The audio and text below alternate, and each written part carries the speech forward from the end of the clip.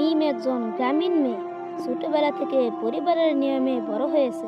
তার পরিবার ধর্মীয় অনুষ্ঠানে কঠোর ছিল, তাই মিমকে সবসময় পর্দা মেনে চলতে বলা হতো। কিন্তু মিমের মন ভীষণ বিদ্রোহী। সে নিজের মতন করে বাঁচতে চায়।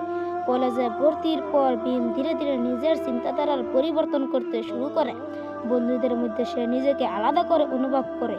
একদিন সে সিদ্ধান্ত নেয় নিজেকে পছন্দ মতো জীবনযাপন করবে। সে হিজাব খুলে ফেলে এবং মনের জোরে সামাজিক কটূক্তির মুখোমুখি হয়। কেউ তাকে সমর্থন করে, কেউ আবার নিন্দা জানায়। মিম বুঝতে পারে পর্দা বা পোশাক আসলে মানুষের ব্যক্তিগত মাপকাঠি নয়, নিজের মূল্যবোধ, শিক্ষা এবং আচরণে একজন মানুষের সঠিকভাবে উপস্থাপনা করে। গল্পটি শেষ হয় একটি গুরুত্বপূর্ণ বার্তায়। মেয়েদের সম্মান শুধু তাদের পোশাকের বরং তাদের যোগ্যতা ও আত্মবিশ্বাসের মধ্যে লুকিয়ে থাকে।